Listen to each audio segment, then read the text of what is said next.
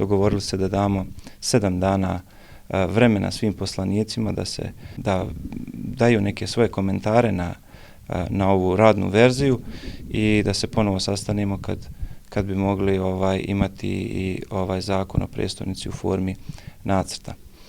Danas su ovdje i gospodin Boško Jugović kao načelnik opštine Pale i gospodin Ljubiša Ćosić kao gradonačelnik grada Istočnog Sarajeva, koji također imaju bitnu ulogu u svemu ovome.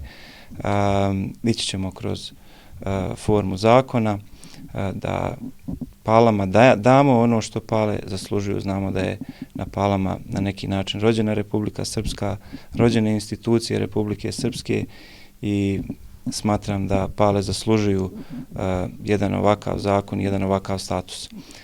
Hoću da naglasim i da je, kad je u pitanju ova inicijativa, iza nje stao i gospodin Milorad Dodik, predsjednik Republike Srpske.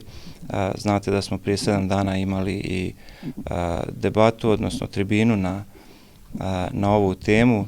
Gosti su bili iz Srbije, između ostalog i gospodin Nenad Popović, ministar u vladi Srbije.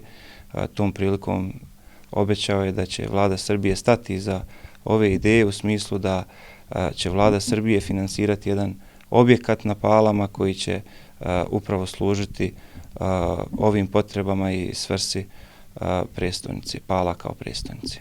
Evo, došao sam u funkciji gradonačelnika Istočnog Sarajeva, samim tim i stanovnika Pala. Jel tako? Pale su centralna opština u sastavu grada Istočno Sarajevo, sve ono što se veže za bilo koju opštinu u sastavu grada veoma nam je bitno, a kada su Pale u pitanju, jasno je kao dan da su Pale mjesto gdje su nastale sve institucije Republike Srpske, gdje je civilna vlast bila u najtežim vremenima, ali isto tako kad je u pitanju Srpsko Sarajevo, tada mjesto gdje je Republika Srpska odbranjena i stvorena. Upravo zbog toga imamo obavezu da nezavisno od vremena u kom se zajedno sastajemo, nastupamo u dijelu predlaganja zakona koji treba da ojačaju poziciju naših opština i samim tim grada Istočno Sarajevo.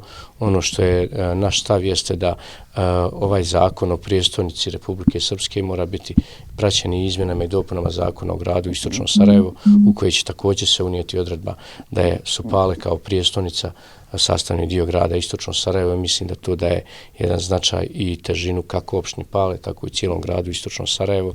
Veoma je bitno da ravnomjerno razvijamo sve opštine i smatram da i sjedište određenog broja institucija po usvajanju ovog zakona svakako treba da bude ovdje u Palama. Time ćemo ojačati grad u svakom smislu i pokazati da ova regija u potpunosti nastupa jedinstveno i da ima osnov za svoje buduće pozicioniranje u strukturi Republike Srpske.